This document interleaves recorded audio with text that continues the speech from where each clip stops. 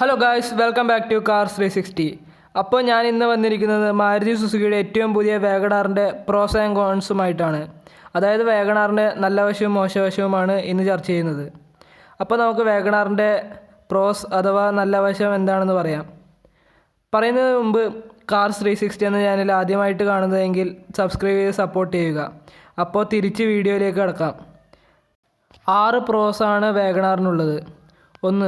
വളരെ ചെറിയ വണ്ടിയായതുകൊണ്ട് തന്നെ എളുപ്പത്തിൽ ആർക്കും കൈകാര്യം ചെയ്യാം.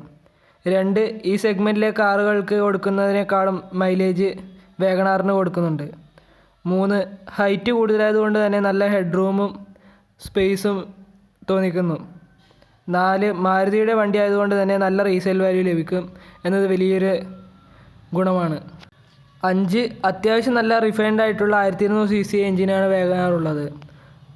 ഇഗ്നിസിനും സ്വിഫ്റ്റിനൊക്കെ കണ്ടുവരുന്നിട്ടുള്ള അതേ എഞ്ചിൻ തന്നെയാണ് വേഗണാറിനും ഘടിപ്പിച്ചിട്ടുള്ളത്. 6. പറയുകയാണെങ്കിൽ പെട്രോളിലും CNGയിലും ഇത് അവൈലബിൾ ആണ്. അപ്പോൾ ഇത്രയുമാണ് പ്രോസായിട്ട് പറയാനുള്ളത്.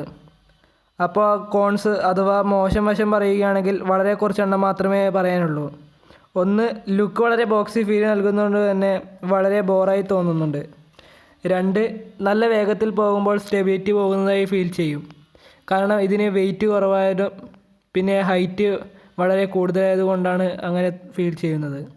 3. പറയുകയാണെങ്കിൽ വേഗണാറിന് ഉള്ള അധിക ഫീച്ചേഴ്സിൻ്റെയും ക്വാളിറ്റി വളരെ മോശമായിട്ടാണ് ഫീൽ ചെയ്യാറുള്ളത്. കാരണം മാരുതി ആയതുകൊണ്ട് തന്നെ അധികം ഫീച്ചേഴ്സും പുവർ ക്വാളിറ്റിയിലാണ് ചെയ്തിട്ടുള്ളത്. അപ്പോൾ ഇത്രയൊക്കെയാണ് വീഡിയോയിൽ പറയാൻ ഉദ്ദേശിച്ചത്. അപ്പോൾ വീഡിയോയുമായി ബന്ധപ്പെട്ട എന്തെങ്കിലും സംശയം ഉണ്ടെങ്കിൽ കമൻറ്റ് വഴി അറിയിക്കാനും വീഡിയോ ഇഷ്ടമായ ലൈക്ക് ചെയ്യാനും സബ്സ്ക്രൈബ് ചെയ്ത് സപ്പോർട്ട് ചെയ്യാനും മറക്കരുത്. അടുത്ത വീഡിയോയുമായി വരുന്നതിൽ സ്റ്റേ ട്യൂൺഡ്.